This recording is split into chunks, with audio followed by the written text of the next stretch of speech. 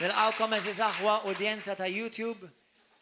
Nilqawkom hawnhekk ġewwa River of Love għal sezzjoni oħra għal messaġġ ieħor mill-kelma tal-Mulej.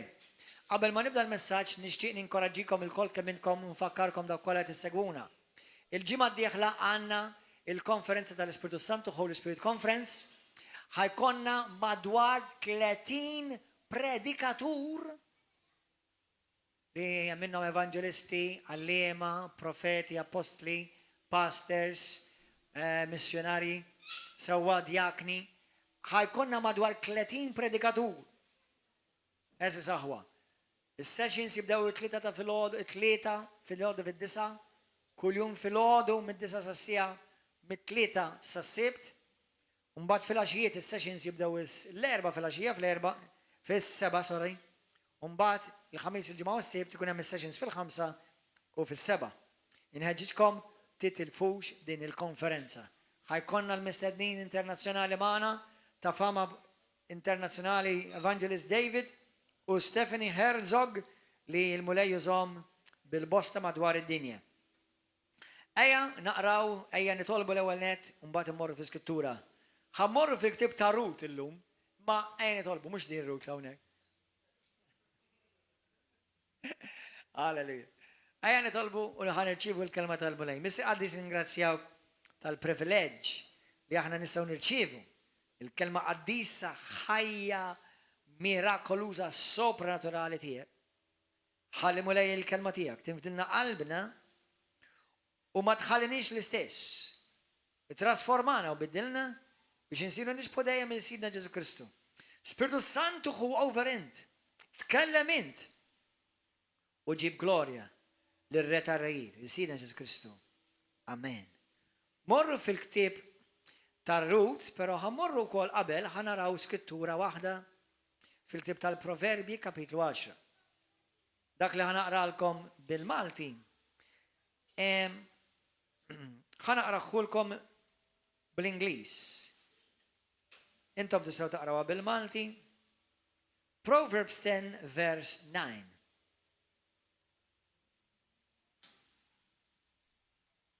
Isimgħu għax tgħid bl-Ingliż, għax bl-Ingliż xi kultant il-Bibja nippreferija. He who walks with integrity walks securely. Jiġifieri li għu naqlibha kelma b'kelma bil-Malti tfisser hekk. Min jimxi fl-integrità jimxi fis-sigurtà. But he who perverts or twists his ways will become known.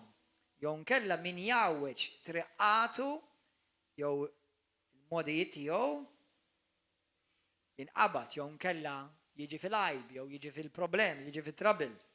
Dak li tfisser. Illum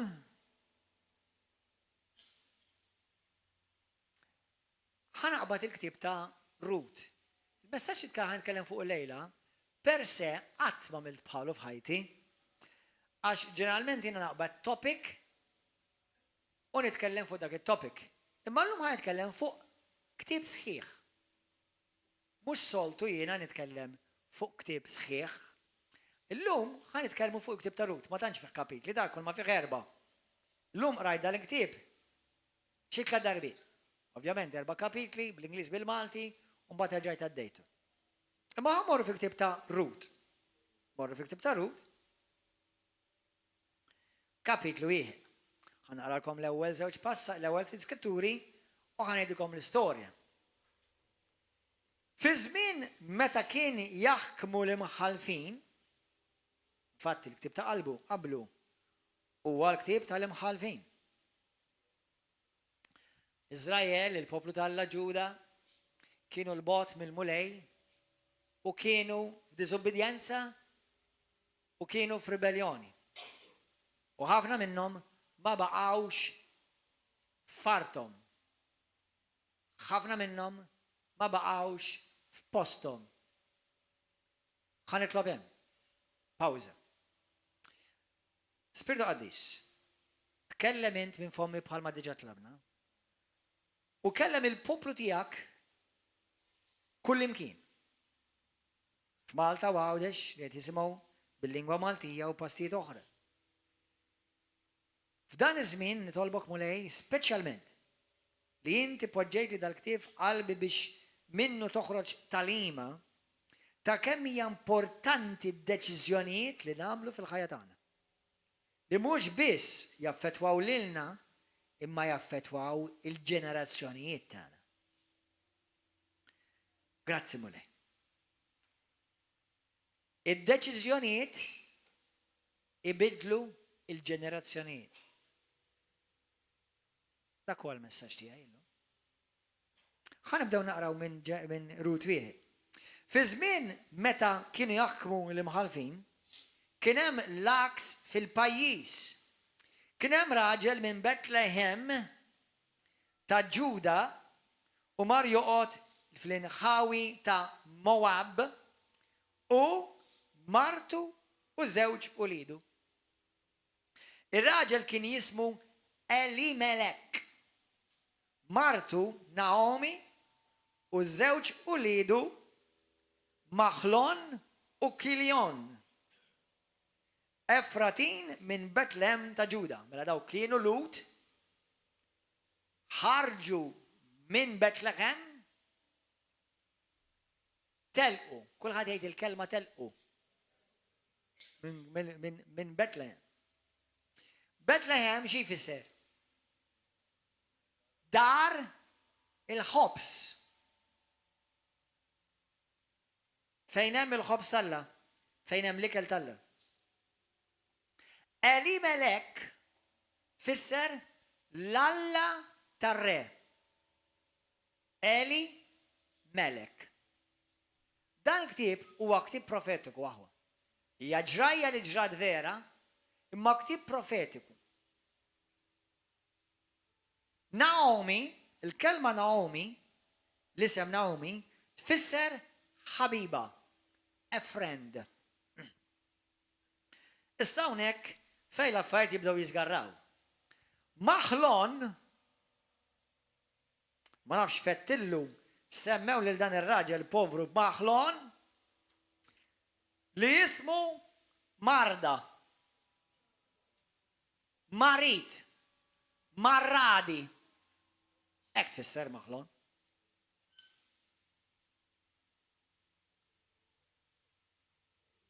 Uħuħ jismu Kiljon. Għanda xaqsam tfisser ma' distruzzjoni, mutajjeb għal xejn, konfużjoni. Dan hija kultura ludija. Kull isem, il-Lut kienu jafu, kull isem iġor miegħu destin. Ħana minna qasajtrek għazira. Qabel ma semmi lil bintek u libnek xi ħaġa, mur ara xi jfisser dak l-isem. X'ma dak l-isem ħadorbotlu profetikament destin. Infatti, kull wieħed minnhom daw spiċċaw iwettqu isimhom. Betlehem dar il-ħobs. Ġuda tifħir. Mela daħlu, daw telqu minn fejn Alla poġġjhom f'dar il-ħobs. Fejn kien hemm it-tifħir lil Alla. Il-belt fejn Alla poġġjhom żrom. U daw telqu ifittxu xieklu x'imkien ieħor. Għax għalihom kulħadd jgħid għalihom. Betlehem ma kienx hemm ikel iktar. Għalihom ma kien hemmx hemm iktar ikel. Fid-dar tal-ikel. Ma sabux ikel. U dan li Eli Melek, li r-raġel kien jismu Eli Melek, li jfisser, immaġina, jinti li kont għattajet li Eli Melek tfisser l-Alla tar-re. L-Alla tar-re. Alla tar-re, min jieħu ħsibu r-re? Min jieħu ħsibu r-re? Jieħu ħsibu Alla. l-Alla tar-re. Alla tar-re jipprovdilu hu lir-re. Amen? Orfa, għax imbagħad għandek in-nisa ta' wuliedu. Li daw, iż-żewġ żewġ nisa minn barra l-patt. Ħankomplu naqrawkom malajr. Marru joqogħdu fl-inħawi ta' Moab. Moab kien post raħal fejn in-nies hemmhekk kienu rrebellaw kontra Alla. U ma infatti nies li ħafna drabi ġew kontra l-poplu tal-Alla. Moab, minnhom ġew il-Moabiti. Ġara li miet Elimelek, żewġ Naomi u baqgħu i u żewġ Ulida. Mela di familja Ludija, familja ta' Alla. Telaq bil-post bid-dar ta' Alla u mar ifittex x'jiekol x'imkien ieħor. Għalhekk jiena ġieli għedtilkom il-frażi hemm min mar u hemm min ġie mibgħut. Some went and few are sent. Dik hija frażi li tista' tgħid ħafna affarijiet. Issa ara fejn todda f'ħajtek. Sew intom, sew jien u daw kollha qed jisimgħu l-messaġġ. L-istorja tkompli hekk. Daw ħadu n-nisa tagħhom tnejn mill-Moabin, mela daw ħadu, isimgħu, daw ħadu Għall-Lut kien ikun xi ħaġa ħażina li inti tuħu nisa li mhumiex parti mill-patt. Daw sabu nisa li mhumiex parti mill-patt. Però n-nisa kellhom kienu tajbin. Hemm Kristjani, hemm nisa barra, pereżempju, ħanejd mod ġenerali. Li għalkemm mhumiex Kristjani għandhom ħafna dajjed. Allura Alla jħares lehom għalkemm m'għandhomx patt mal-Alla, imma jħares lehom bi ħniena għax ma jafux aħjar. Tifhmu xi tfisser ma tafx aħjar? La ma tafx aħjar Alla ma tantx jistenna jistenna minnek. Imma mill-poplu tiegħu jistenna ma ieħor. Għax inti taf. Qed tifhem? Halleluja. Jiena ġieli qedtek dal-frażi. Alla jfejja il-midneb bil-ħniena. Alla jfejja il-Kristjan bil-fidi. Ġieli tifhmu dik? Għax Alla ma jistenna xejn mill-midneb. Għax ma jaf xejn. Allura jħares lejha ħniena. Imma min ibnu min ulidu jirċievu huma bil-fidi għax issa impatt għandhom ikunu jafu. Amen? U mietu isimgħu daw. Sfortunatament imsikin, ġidhom vera waħda kbira ħażina fuqhom. Għax anke l-irġiel ta' din il-mara Naomi ukoll mietu l-ulieda. It-tnejn huma mietu. Ara disgrazzja u ara diżastru. Dan il-ktieb tittaqrah b'mod profetiku. Am xur jekk terġa' taqrah inti ħassib tal-im ieħor. Imma ħanorikom illum x'nemmen il-mulej qed jgħid lili u qed jgħid il-poplu tiegħu sew River of Love u dawk kollha li għandhom widdej biex isimgħu. Mietu ż-żewġ irġiel Maħlon u Kiljom li ovvjament ma tantx kellhom miskin destin sabiħ għax kull darba tajjat il-wieħed minnhom tgħidlu għaw marradi, għaw marit. Veri sabiħ, U l-ieħor għaw diżastru.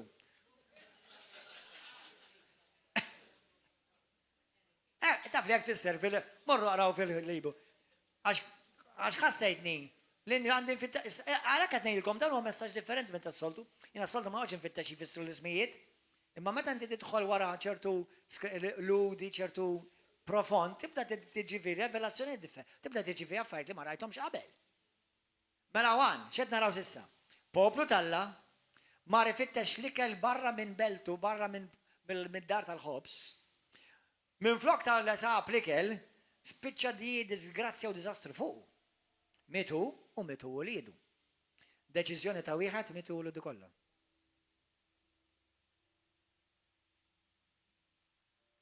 One choice out of God's plan will mean disaster for you and for your house. Għanilkom aħwa, id-deċiżjonijiet jaffettwaw il-ġenerazzjonijiet. Id-deċiżjoni tiegħi jaffettwaw il-ġenerazzjoni tiegħi. Għaw min għadu jibati sal-lum minħabba d-deċiżjonijiet li ħadu ta' qablu. U għaw min ħajkun għawulit li ħajbatu minħabba d-deċiżjonijiet li tieħu llum. Ifmuni sew, mokkom hawn. Għal darba ħad nirrepeti li nifsi, dan huwa messaġġ profetiku. M'hemm xejn fil-ħajja li inti you just do it. U doppju m'hemm xejn fis-saltna that you just do it. Kull ħaġa li tagħmel u kull deċiżjoni li tieħu hija żerrija li ħadd tieħu ġiblek li fuq ħajtek ħsat. Lejla ħanitolbu għax hemm żerrijat li ġew miżruha fik minn dawk ta' qalbek, ta' qablek. U ħatitlob biex fejn inti għamil deċiżjoni ħżiena li żrajthom issa żerrija, titlob il-ħina tal-mulej biex iż-żerrija ma tkomplix iġġib ħsat. Ħanilkom aħwa, ma ċertu Kristjani isiru nervużi meta tgħidilhom, meta semmilhom generational curses. Vera li jiena u inti Kristjani, kreatura ġodda fi Kristu u kull saħħa tieqaf. Però ma ninsewx li dik is-saħħa tal-ġenerazzjoni ta' qabel għadha tiġri warajk. Bl-Ingliż ngħidlek, I can't help but notice, ma nistax nevita li ninnota li ġenerazzjoni tirrepeti l-iżbalji tal-ġenerazzjoni ta' qabelha. Jekk ma jkun hemm deċiżjonijiet drastiċi biex jibidlu il-komplement tal-ġenerazzjoni ta' warahom. Aħwa, din għaw Kristjani jgħidu jiena ma nemminx fil-generational curse, m'għandek bżonn temmena għax inti tgħixha. Ommok telqet il-żewġek u int laqt il-żewġek u basta tgħid li Kristjana.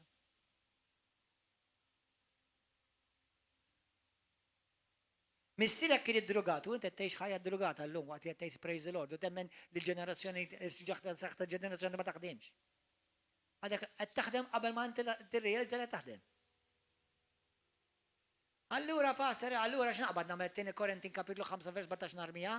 Le, tkun aware li kuljum ix-xitan irid jerġa' jiġi jbit il-bajda. U ġast billi inti kwotajt li t-tieni Korintin 5:17 ma jfissirx li senti all right, tista' tieħu nasa. Għalhekk tgħix alert.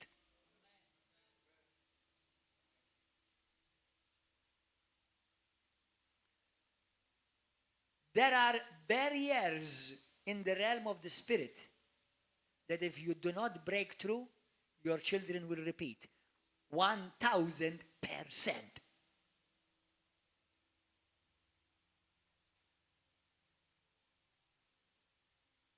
Innota ċertu aġir tiegħek u għara tarax fih fl-aġir tiegħek similaritajiet li għamlet ommok jew missierek jew tnejluma. U int Kristjan jew Kristjana u jekk ta' Kristu vera ħadmur il-ġenna. Imma qed bati bl-istess ħaġa li batet ommok u missierek bih. Avolja Kristjan. Ħansamilkom xi ħaġa, ħa. Alkohol. Ħafna aħna kull minnu Kristjan ta' vera jaf li jiena u inti ma nistgħux immissu l-alkohol u niskru. Issa jekk inti tmur restorant u tieħu naqaxi Franġelico għax dak Kristjan, fra. Avolja ħabib kattolkum mal-menu jidħol barta mill-familja. Sawa, ma fija xej. Issa jekk inti minn filosofa laxja ma tistax tgħix mingħajr il-fra, ħatibda tara l-Angelico.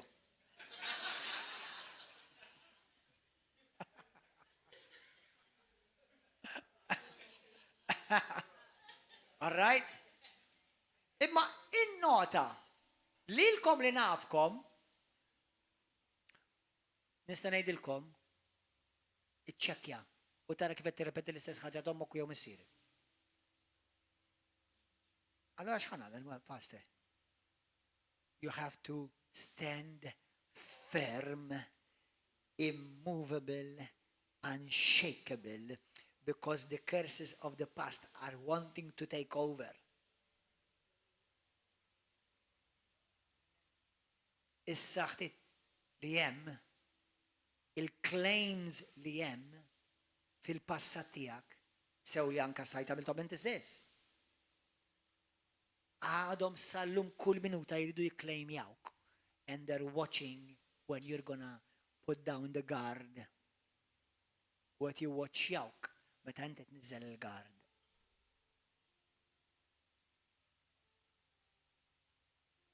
Kif nies jħobbu lil Alla ma jrix ma tixtaħfer il-żewġa.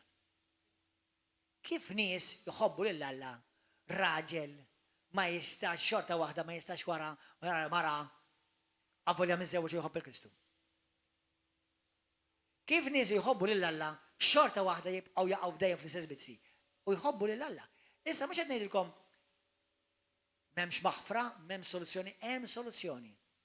Imma il-ktib ta' ta' Rut taf x'allimna kemm importanti li tagħmel deċiżjoni tajbin ankissa meta m'intix tara l-frott tagħhom. Għax ħatara żgur. Ħatara żgur. L-istorja tal-ktib ta' Rut hija bej 10 u 15 sena. Dak kollu li ġara tilfet il-żewġa u l-żewġ ulieda f'diżastru, u diżastru li ħor marradi.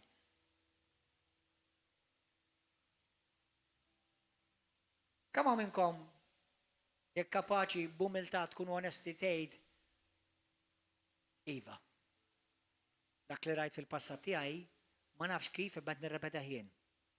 Olli dejkom, kunu onesti. Kunu onesti, kemm jew għandkom it-tendenza, jew għandkom it-tentazzjoni li tirrepeti.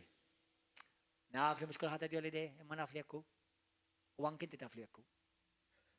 Mela inti, Kristu tak is-soluzzjoni.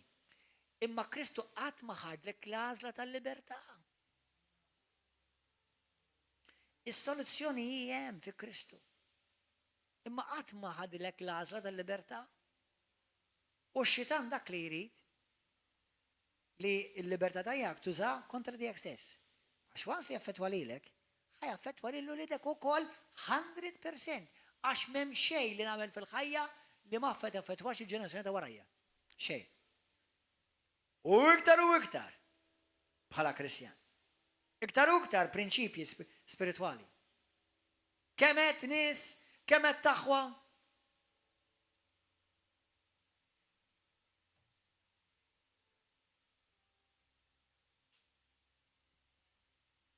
Dak li għamel ommi u missieri jaffettwawni li. Infatti, anka jien salum il-ġurnata, ċertu affarijiet li nagħmel, jew jiena, jew marti tgħidli hawnhekk jew qed tagħmel Isa ommok jew qed tagħmel jew missieri. Issa jiena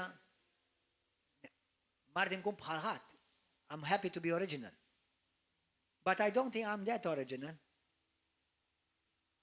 And none of you are. You are all a product of a generation before you. Good and bad. Biex intom jekk hemm vizzju, hemm marda, titwaqqafha, qed jiena diħa waqqafha issa. Diħa tiqaf miegħi fi Ġesus Kristu. U talb u deċiżjonijiet.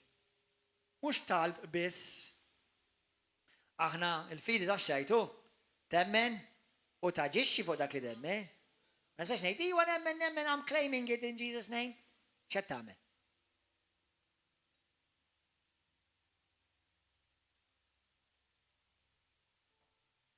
Tittaġixxi fuq dak li tgħid li temmen biex tara l-frott.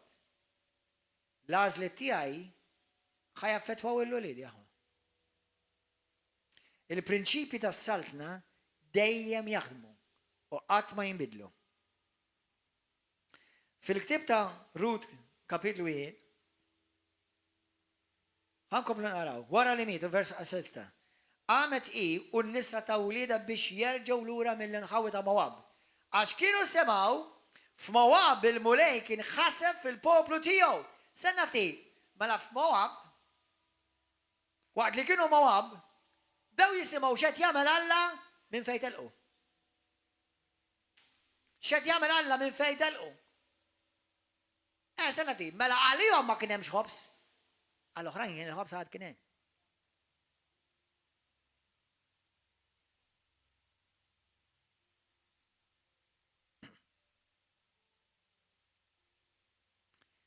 U ħarġet minn fejn kienet żewġ nisa ta' wlieda u qabdu triq biex jerġgħu lura lejn l-ar ta' Ġuda.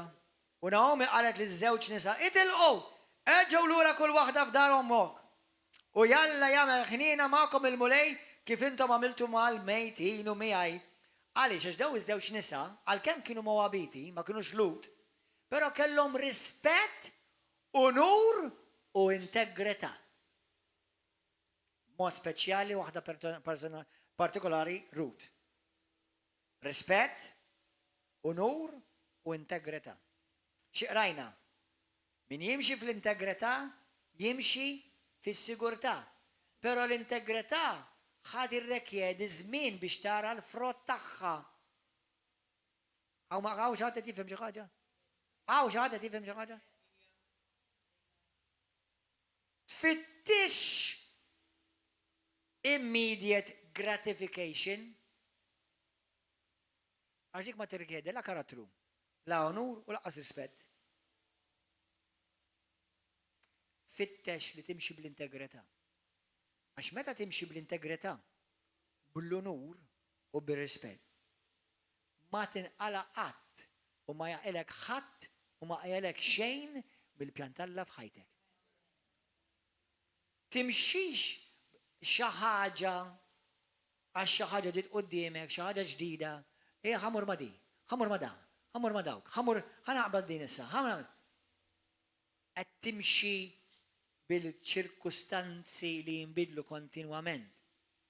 Kif ħatrabbi l-eruq, kif ħatrabbi l-xitla soda, kif ħatagħmel frott, kif ħaturi li jint għandek karattru, sot ma titċaqlaqx. Sftakar, it's not just about you, it's about your children too. Ħantikom eżempju wieħed. Per eżempju, ġi li ntaqa ma' Kristjani u per eżempju jagħmlu żmien jiġu l-komunità, ma f'daqqa waħda ma jiġux iktar. U daw għandhom it-tfal. Nibda ngħid li kieku jien Gordon Joe Manchin. Forsi ma tantx importanti mi għalija, ma kieku importanti għall-uliedi. Għax kif lajt jien, lajt ukoll l-uliedi. U nibda ngħid, x'ħajjalmhom l-uliedhom daw? F'liema ġungla ħajjibatuhom biex jinfluwenzawhom għall-futur tagħhom. Mela daw it-tfal jikbru. U jitħarbtu. Mbagħad jibdew jitolbu lil Alla biex Alla jgħinhom it-tfal jiġu lura lej il-mulej li inti orejthom li m'hemm l-ebda stabilità fik. Anzi, gerger kontra l-pastor, kontra l-pastors, kontra l-knejjes quddiem uliedek. U inti tridhom ikunu settiljati. X'ingħidu pereżempju anke dawk il-familji li l-uliedhom jinqalgħu minn knisja għal knisja, minn komunità għal komunità. Betlehem għatem il-ħobs. Għal min ifittxu b'qalbu sew.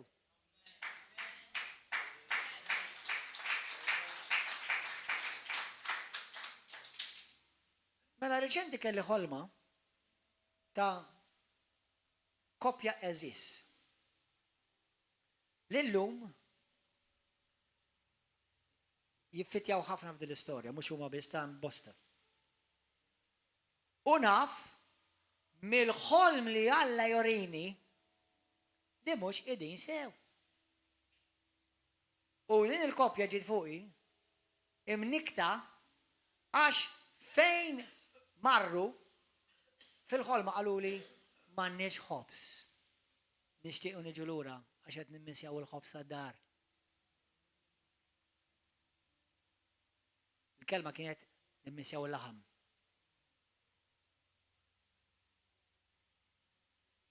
Betlehem. Intom kemm onestament f'qalbek temmen li Alla ma jagħmel xejn kombinazzjoni? Temmnu dan? Trid tkun matur ma ta' biex tara dita. Trid tkun matur. Għax jekk tkun isek balalu fidil spiritwali hekk. Taddi titferfex naqa' ma' kull naqa' ziffa. M'intix ħadara. Tifhem affarijiet profondi tal-Alla. U Alla jieħu d-deċiżjoni tiegħu tiegħek serji. U anke d-demonju.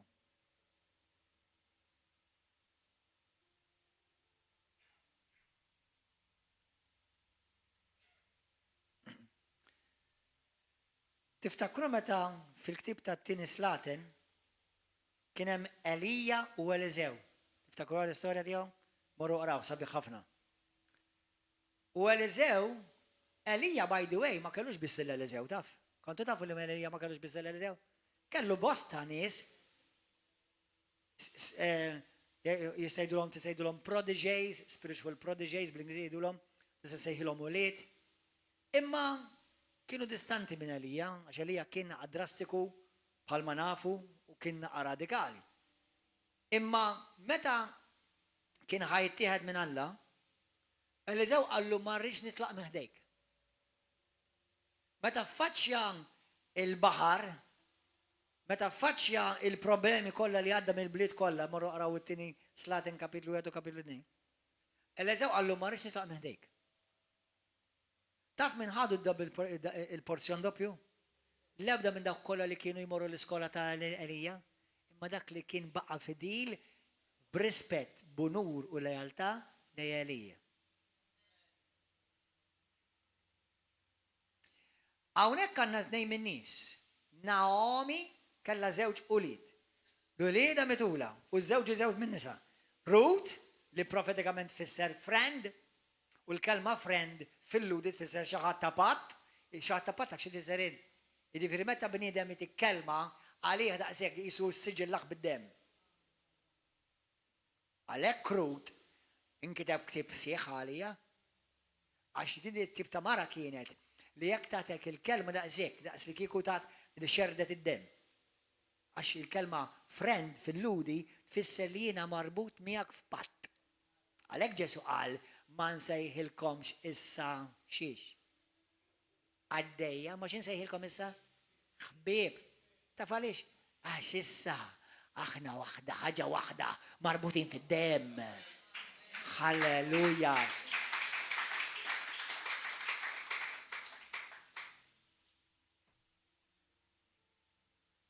U fl-esperjenza tiegħi ħanidilkom għalija. Jiena nħobba ħafna l-integrità. U min jafni vera, mhux qed indoq trombi għandi 1100 posti ieħor f'x nirranġa f'ħajti, imma nħobb ħafna l-onur u nħobb ħafna l-integrità. Nista' ngħidilkom illum jien wasalt fejn wasalt minħabba li Alla tan il-grazzja naraf dan il-verità minn bidu. Onestament ngħidilkom. Issa ngħidilkom sejjer. Fil-ktib ta' mela rajna dil-familja Ludija telqu mhux ma' bawta, telqu. Marru jfittxu l-ħobs u spiċċaw bil-ġuħ.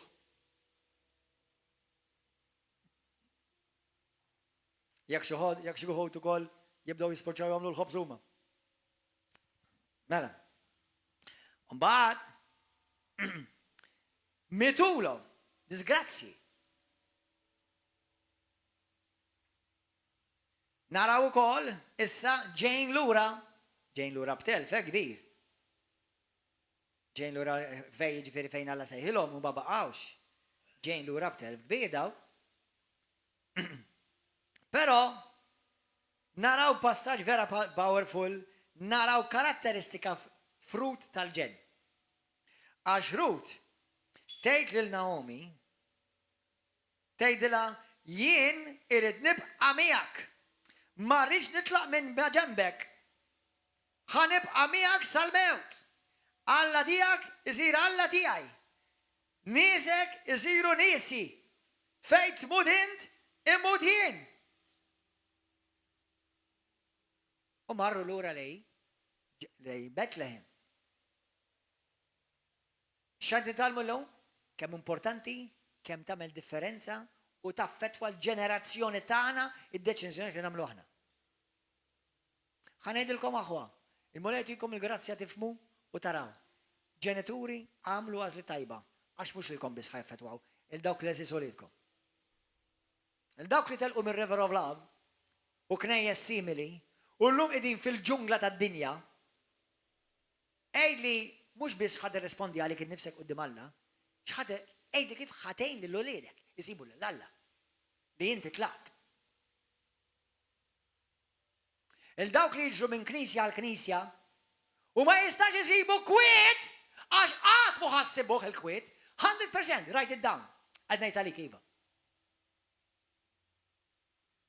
Għax ma tafx li jgħet ġor saħta. You are violating kingdom holy principles.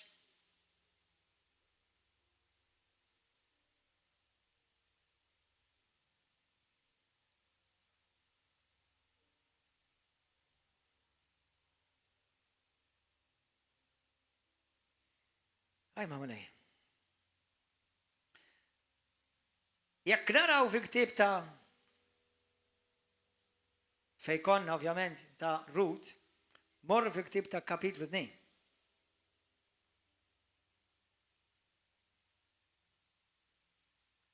Araw xħan naraw issa kapitlu 2.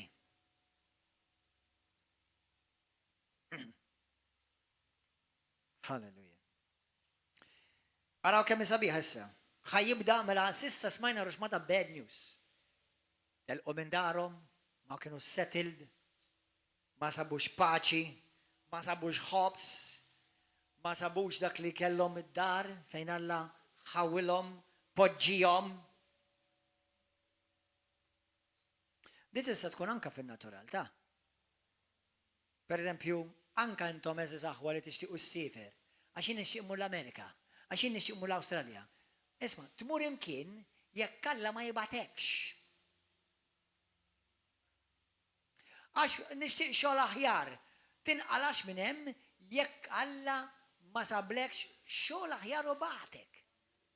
Għax dispiċċejk ix titlef ix-xogħol li kien kellek. Jaħasra il-bniedem li jimxi b'maturità karnali u bosta minnhom ukoll Kristjani, xorta dom jaħsbu that the grass is greener on the other side.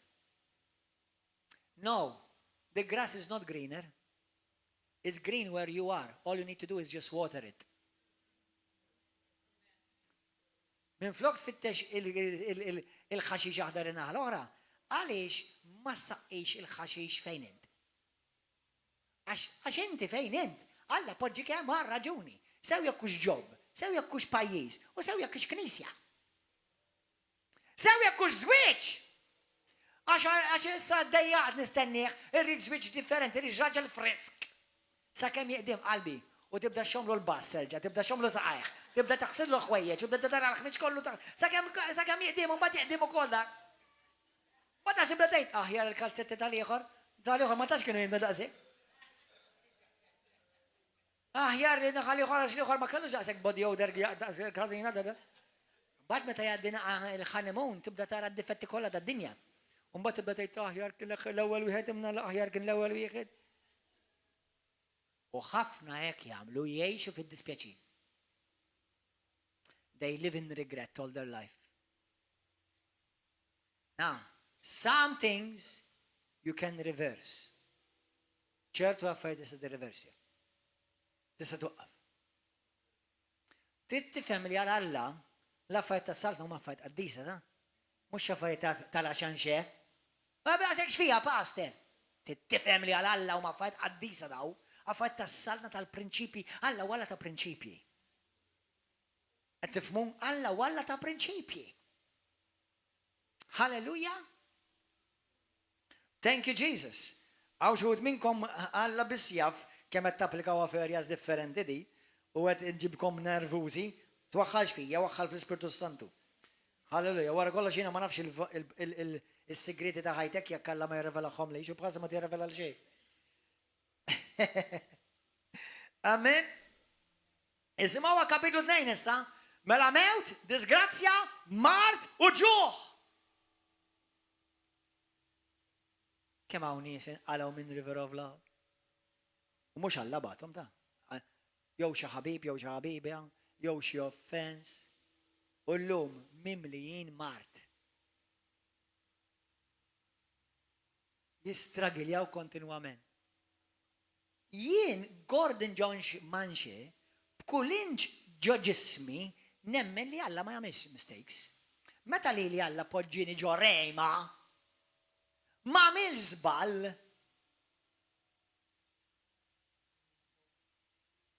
U taf kemm kelli opportunità biex nitlaqlem. Turrun. Imma kont nkun nimxi bil-ġisem u bil-karnalità. Mhux vera bi-spiritualità tas-saltna. Għal ħafna affarijiet. Qed ngħid ukoll fil-prinċipju ta' żwieġ għax kemm nara koppji Kristjani jisseparaw. Jekk inti llum qedaw mara u raġel u intom miżawġin, dak huwa tiegħek sakemm tmut jew toqtlu xulxin. Full stop.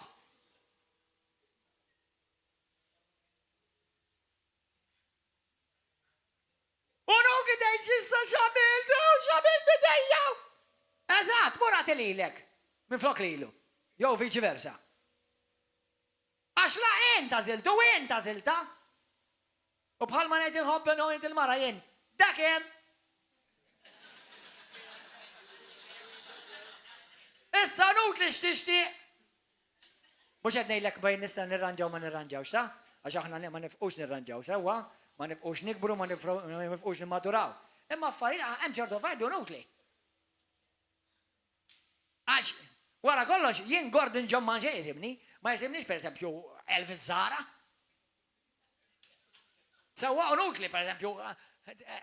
Imma affarijiet li naqgħod ma ħankun bħal Elvis Zara, grazzi mulej. Amen. Nħobbu kemm nħobbu, gustos kemm gustos, dak u jien. Dak papru u grampu. Għal min fema di. Ma femtu iġ di?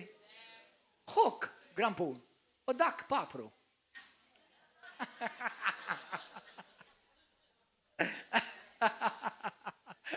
But to I to the revelation. Hallelujah. Hallelujah. Praise God. Amen. Immisim għu għaddi good news.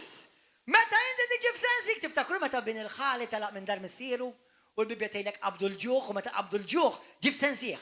Aħjar imur lej dar missieri hemmhekk kelli l-ikel. Amen.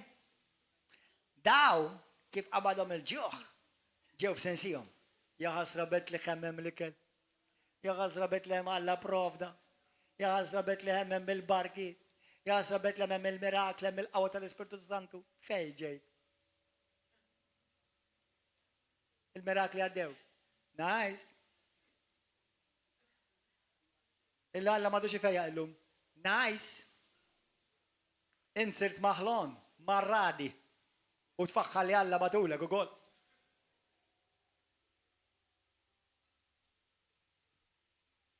Xi żbalji kardinali jagħmlu ħafna imsiken.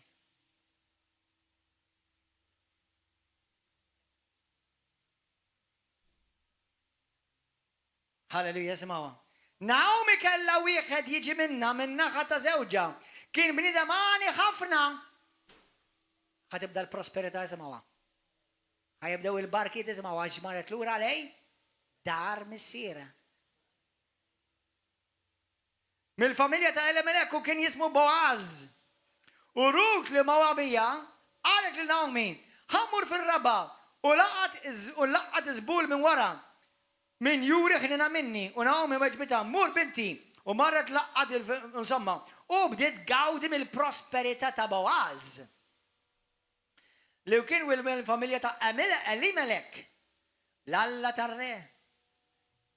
Wara Boaz ġi minn Betlehem u sellem il-ħassada il-mulej ma'kom. Mela hawnhekk ħanibdew naraw issa kif marru lura, avolja kellhom telfa kbira sfortunatament. Imma qabel it was too late reġgħu lura. U bdew igawdu. prosperità, familja, imħabba, dak li tilfu dew jirċivu lura l-onur, ir-rispett, u fej kienu ħajsfaxxaw fix-xej, daqqa waħda Alla beda jerġa' jibnihom. Jerġa' jkattrilhom il-barkiet. Għax Alla ma jżommx il-kontijiet tagħna, grazzi mulej qaddis. Halleluja. Glorja lil mulej. Grazzi Ġesu. Boaz. Għaw ħafna minnkom li jintom idin f'ribellioni. Tlaqtu minn dar il-mulej, dar missirkom. Sawa, tidu tmorru lura lej Boaz. Boaz huwa taf x'inhu? Il-pilastru fid-dar tal-Alla. Dak li ma jċaqlaq qatt. Il-kolonna tat-tempju tal-Alla. Dak tfisser Boaz. Mbagħad naraw li daqqa waħda Ruth li laqqas kienet ludija ma kellix il-patt, però mbagħad naraw li f'daqqa waħda Boaz li kien il-qarib ta' Elimelek li miet għax kien barra minn postu. By the way, ħajdikom ħaġa. I'm speaking prophetically and I'm speaking the word. When you move before God moves, you risk dying before your time.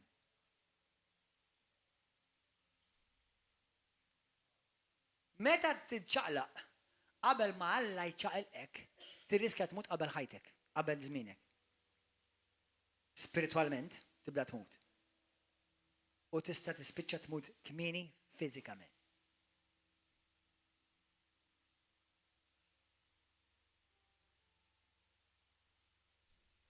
ġrat fil-Bibja, mur erġa' qra Ruth.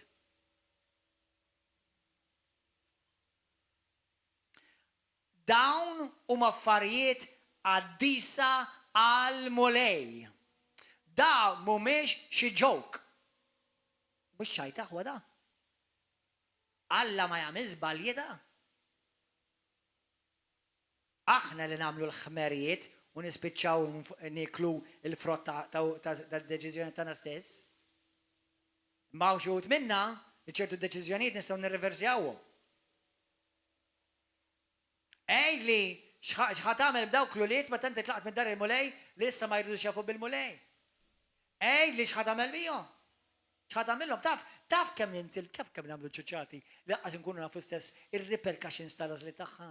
Aħwa kull għażla tagħmel, ara, dik dbuha tistgħu tikkwotawni meta trid u nikkonferma lek ma ta' skritturi bihom. Number one, intom tafu l-iskrittura tgħidlek dak li tiżra inti taħsad. Mhux dak li tiżra int naħsu jien, taħsdu int. 100%. Taġġilx. Tkellem, ara kif Alla jara l-affarijiet. Ifhem l-istorja x'aħna we are part of a big story. It's not just about you. As a matter of fact, you're the least one in the picture.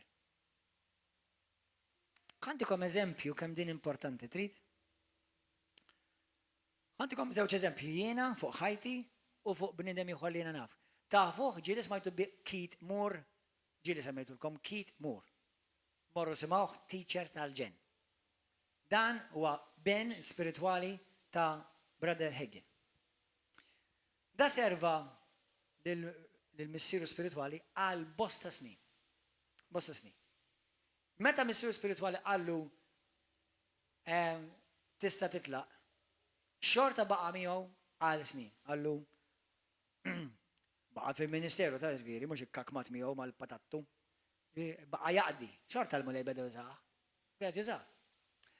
Meta tela bl-onur, bir-rispett, mill-att ministerjali tinkellem, xorta kien jiġi mistieden jipritka, kien jiġi mistieden għal-konferenzi. Xorta. U Alla birku doppju. Għax minn floħ ta' knisja gwaħda kbira taħt tnej kbar u ministeru madwar id-dinja kollha. Għax mexa bir-rispett, bil-onur u bil-lejaltà. U dawn huma tliet kliem li ħafna Kristjani ma jafuhomx u ma jarfuhomx. Kull deċiżjoni qed tagħmel ħadd effettwalek ħajtek. Ħadd effettwalek is-sejħa ta' ħajtek. ħadd effettwalek kif tirċievi fil-fejqan, meta tirċievu kif tirċivih. Ħadd effettwalek kif tirċievi l-barkit Alla, l-prosperità jew le. ħat effettwalek jekk intix ħad kompli tistragilja f'ħajtek jew inti ħajkollok issa valanga ta' barkiet jiġu f'ħajtek. Ħanidkom kemm importanti deċiżjoni waħda. Waħda li tista' letteralment tiżvijak totali fil-pjan tal-ħajtek. Meta jiena kont ballerin, diġi li għattilkom dil-istorja, imma għandha x'taqsam għax għamlet id-differenza dan il-konċett tal-onur, rispettu l-integrità. Meta jiena kont ballerin, kont qed infittex xogħol bħalma kienu jagħmlu l-ballerini kull sena wara sena.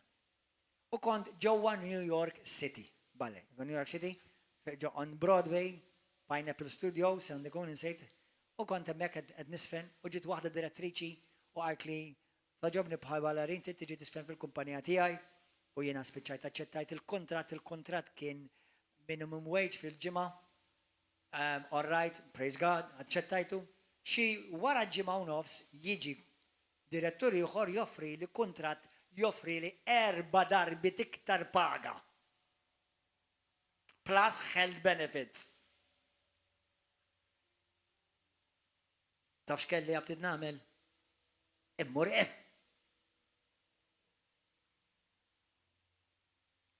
Però jien kont diġà Kristjan.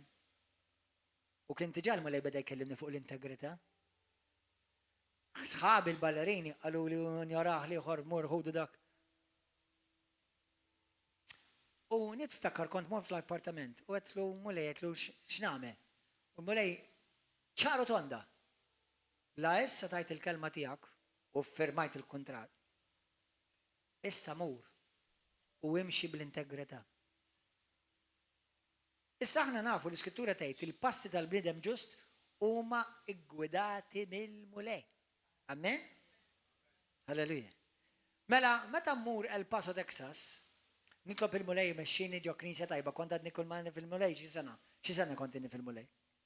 U għetlu mulej mexxini fi knisja tajba, mulej, kont għadni fil-bidu fil-kristjaneżmu, ħafna mill-prinċipi li l-lum għalikom huwa ħalib. Ma konx qasbit nafhom kienu laħam għas kont naf x'inhuma. Imma niftakar u tlabt il-mulej. Il-mulej jisib li knisja ħdej fejn oqgħod kien jisimha Rivers of Life. Mhux River of Love, Rivers of Life. Imur u l-ewwel lezzjoni li nisma' ġo din il-knisja kien jisimha kif tisma' li l-Ispiritu Santu imexxik. U kif smajt dik il-lezzjoni, infdit l-qalbi u għet I'm in the place that God wants me. Niftakar minn hemm dak il-pastor adottani u sirt ibnu fi Kristu. Għax kont għadni vagabonda. Bħalma u ħafna, vagabond. Ma konċ naf fisser kalma konċed vagabonda, l-lum nafu, l-lum zgur mux għan għamelek. Taqqas li kwituni €1,000,000 u iktar. U niftakar, dajt nitallem il-kelma u xi tfisser li tafda l-kelma talla u temmen il-kelma u tafda fil-kelma talla u tiddikjera l-kelma talla u xi tfisser timxi bil-fidi u timxi bl-awtorità fi Kristu. Mem dajt nikber, dajt ninsaħħa. Niftakar minn hemm il-mulej kien fetaħ li l-bib, l-istorja ħanaqtaħħa fil-qosor, il-mulej wara ftit ikellimni u jgħid li ridek fil-full-time ministry u ħanibatek il-Bible College. L-istorja ħafna minnkom tafuha. Il-Bible College il-mulej jiena kont qedtlu ma nistax naffordjah għax kien l-ispejjeż kollha bejn wieħed u ieħor kien madwar 1,000 fix-xahar. Jiġifieri daqbad il-fejn toqgħod. U l-fees madwar 1,000 fix-xahar. L-iżgur laqqas kelli 1,000 cent taħseb wara $1,000. Dak iż-żmien laqqas kont naffordja tazzatejha. Bis-seta. U niftakar il-mulej, meta sejjaħli biex nimbar Bible College, mod soprannaturali, mhux għax jittilhom jiena, iridu jħallsu li l-Bible College waħda x'il-mulej nebbaħa letteralment f'nofs tal-lejl u qalla li l-mulej ħajban il-Bible College biex ħallas li u li ieħor xi ħadd sema' minn Indianapolis għalli smajt li l-mulej jużak ħafna fl-evanġeliżmu u tirbaħ l-erwieq u għalli smajt li ħadmu il-Bible College nixtieq nħallsu lek il-Bible College. Meta mort il-Bible College u l-fees kollha bil-qudiem imħallsa u d-dar fejn noqgħod tiġà lesta u l-karozza tiġà lesta kollox lest. But it was so easy, it was incredible. Niftakar mulej għalli hekk. Għalli li kieku ma mxejġ b'integrità dakinhar. Da kollu kont immissja. Għax minn flok ġewwa l-Paso, Texas, kont nispiċċa Milwaukee, Wisconsin. U qatt ma kont nintaqa' ma' missieri spiritwali. Qatt ma kont nintaqa' mat-talim li l-mulej bnieli ħajti u eluf oħra li huma parti minn dan il-Ministeru l-lum f'7 pajjiżi. Hekk inqal il-mulej. Għax inti mxej bl-integrità fuq id-deċiżjoni u kelma li intajtu żammejta. Illum qiegħed fejn qiegħed għax l-integrità mexxietek u proteġitek.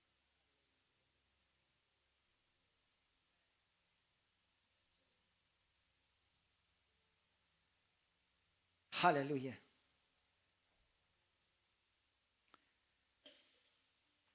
Jekk aħna naraw l-iskrittura minn dal-ktib kollu ta' Ruth. Meta raw il-ħsat minħabba l-ubidjenza, ma mhux biss ubidjenza, l-onur, ir-rispett. Ħafna mill-Kristjani ma jafux x'inhu unur. U l-istess nies li jimxu fid-disrispett u d-diżonur jgħidulek I love you brother and I love you sister. And I promise you they neither now know what it means I love you brother and they don't have a clue what it means I love you sister. For sure. Because there is no love without honor. And there's no true honor without true love. Waqt li ħafna jaħsbu li qed jimmissjaw fl-imħabba, qed jimmissjawha vera fl-imħabba, imma ma xed jarfu ġi tfisser li timxi fl-onur u fir-rispett u fil-lejaltà. Allura kontinwament inniktu lil Alla u kontinwament immissjaw il-pjan tal-Alla. U jibqgħu f'Moab. Neqsim il-ħobs, neqsim il-protezzjoni, m'hemmx eruq u kontinwament vagabondi.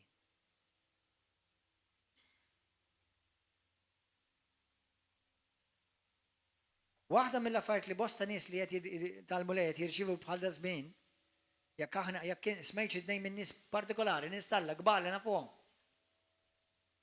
Il-mulej mnikket fuq waħda mill-affarijiet li Alla mnikket fil-ġisem ta' Kristu di. Di.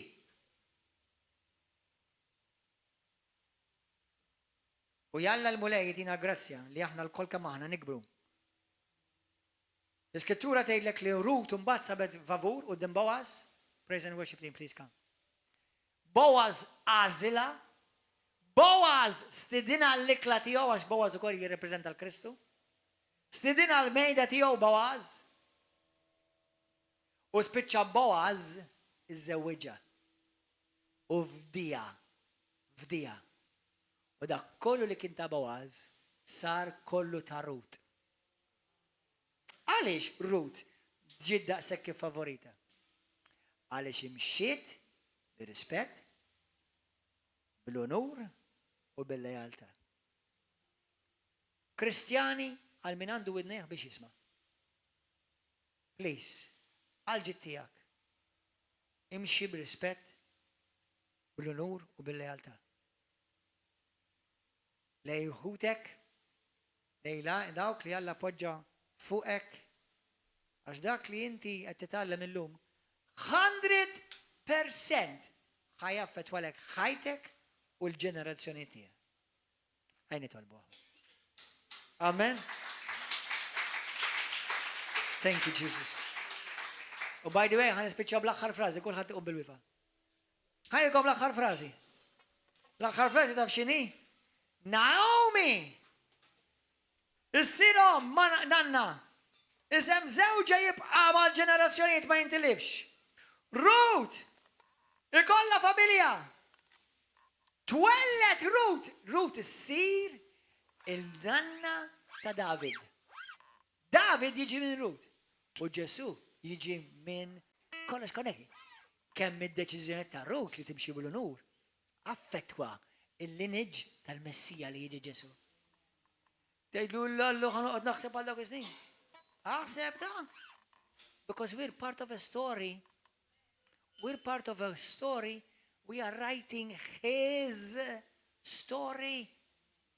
We're making Jenna generations. There's a gene of his gene operating in us. Do things right. Għamel l-affarijiet sew anke meta ma jidrux favorevoli. Imma taf li dawk huma l-affarijiet kif Alla jagħmilhom sew. Għax l-integrità tipproteġik. Eża saħwa. Ma jkollok x'jaqsam ma' xejn ma' ħadd li ma jafux, mhux fis-sens ma tkellimhomx imma tażel li jekk inti fil-ktieb tas-Salmi 101 jgħidlek jiena nimxi ma' dawk li jimxu fl-integrità. Ma' dawk li jimxu fid-diżunur. Nħobbok imma maħniex ħantiru l-istess qalbi jiena. Inti you are messing up your generation. I want to preserve and bless my generation. I want my children to be blessed, must struggle for the rest of their life. Messaġġ differenti bit tas-sob, mhux vera. Mhux vera. Però ħanilkom, għal min kapaċi għandu widna biex jisma', you're gonna bless your generation. And your generation after you is gonna be blessed. Għax intom ħatamlu għażliet b'rispett, b'onur u b'lealtà. Li Alla jħodhom bis-serjetà dawn l-affarijiet. Amen? Ejn nitolbu. Alleluja. Jekk hawn xi ħadd jgħidli pastor, hemm żerrija li ġiet miżruha f'ħajti minn ommi u missieri. Forsi bħal Elimelek lilek tant għalulek kliem li qatluk. Għax inti ma jirnexxilekx, għax inti minti tajba għal xejn, għax inti qatt minn ħajġbrok lilek. U minn inti mhux tispiċċa titilqu jew jitilqek. They spoke so many curses over you that they're still affecting your generation. Issa trid taħfrilhom aħwa. Trid taħfir. U trid taqla l-eruq u dak iż-żriera ħżiena li ġew mibżruha fik. Aqlaħhom. Però l-aġir tiegħek, l-deċiżjoni tiegħek għażilhom minn issa da. Tgħidli m'għandix tfal, xorta ħajjefedwa l-ġenerazzjoni tiegħek. Xorta. Alla jarana bħala familja. Aħna jarana bħala ġisem. Araw minn il-kunċett. Jekk ħaż żokra, kemm minnkom toqgħod daħs biż-żokra fuq iż-żokra kuljum. Imma jekk tifjammalek kemm tibda tajjaq, ħadd ma jaħseb fuq iż-żokra ġvera. Imma kemm importanti meta ma tibdix topera tajjeb, taffettwa l-ġisem kollu. U din naqra żokra. U hija b'daqshekk passer. Oqgħod attent. Għax bħalissa tara żokra. Jekk tifjammalek dik, ħadd taffettwa l-ġisem kollu. Nixtieq I wish to speak deeper. Ma nkun irid nisi oħra. Ma naħseb qed biżejjed. Let's pray. Ejn nitolbu.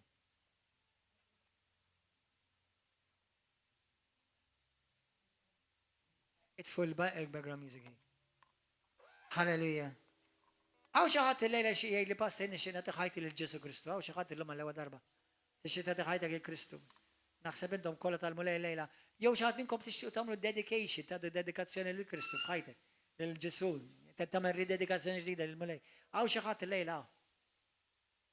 Kemm intom kwieti għawa. Inti li jattajda fuq l-internet. Issa, għaw minnkom ħatajdali jattajda għaw. Jekk messek il-kelma tal-mulej, mela għalik għednejt. Imma nassigurak il-kelma kolla għalik. Bħalmija kolla għalija u kolla għalikum. Il-kelma tal-mulej.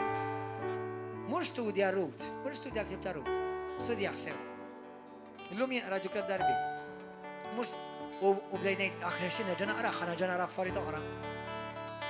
Murara. Ja parti mill-lineage tal-Messija daqshekk kienet importanti d-deċiżjoni tagħha. Kemm ma jsir xejn b'xejn, kemm ma jsir xejn b'kombinazzjoni fis-saltna. Maj. Kulħadd jitlob miegħi. Inti li qed tara fuq il-YouTube jew Facebook, jekk trid il-Ġesu jiġi f'ħajtek, biex jaqla l-eruq ħażin u z-zerrija ħażina li ġiet miżruha fik, itlob it-talba ġo minn qalbek issa stess, jgħidu mhux se qaddis. Niġi għandek issa stess. Mulej minn dan li smajt il-lejla. Nitolbok aħdem fija. Ma rrid xejn li milli qed nagħmel jien jew deċiżjonijiet li ħadd jien ikompli affettwani ħażin jew lili jew il-ġenerazzjoni tiegħi. Jekk jien qed imbagħti minn xi deċiżjoni ħżiena li għamlu ommi missieri u ta' qabli mulej u dawk id-deċiżjonijiet qed jiġu warajja. Illum nixtieq li jifqu għaw fi Ġesu Kristu. Billi jiena niddedika u nikkonsagra ħajti lil Ġesu u nibda bidu ġdid. Għalhekk nidolbok mulej, aħfilli d-nobieti, aħsilni bid-dem qaddis tiegħek, imlini bl-Ispirtu Santu u b'qalbi kollha jien nemmen li Ġesu li bentalla l-ħaj huwa l-Messija, Ġesu huwa dak li verament ħarija fuq is-salib u li permezz tal-mewt difna u l-qawmin tiegħu. Jien illum salvat, maħful minn nobieti, ismi miktub fil-ktieb tal-ħajja. Illum nibda ġenerazzjoni ġdida fi Kristu. Illum irrid nibda ngħix aware li d-deċiżjoni tiegħi mhux biss jaffettwaw lili, ma jaffettwaw il-wulid, jaffettwaw il-ġenerazzjoni li jiena parti minnha. Ġesu, għatini din revelazzjoni u llum kompli mlini bl-erf tiegħek u bl-Ispirtu Santu. Grazzi tal-li salvajtni fi isem Ġesu Kristu. Amen. Kienna dik it-talba llum kompli ikber billi taqra l-Bibja. Tkellem għal-mulej fit-talb. U t-tielet ħaġa, ejja xxirek ġewwa River of Love. Jekk inti m'għandekx komunità knisja fejn tattendi, fejn tinbena fil-mulej, ejja għandha amana kull nhar ta' erba' u nhar ta' sib fis-seba' ta' filgħaxija u l-ħadd fil-ħodru fl-10. Ġewwa għawdex isem ta' amana kull nhar ta' ħamis fis-6 u nofs. Pija, God bless you. Kull deċiżjoni li tagħmel ħadd affettwalek il-futur tiegħek. Illum għamilt l-aħjar deċiżjoni li tagħti ħajtek il-Ġesu. Mela llum il-qudiem jekk kompli timxi ma' Ġesu, id-deċiżjoni li tagħmel ħajaffettwa l-ġenerazzjoni tiegħek pożittiv.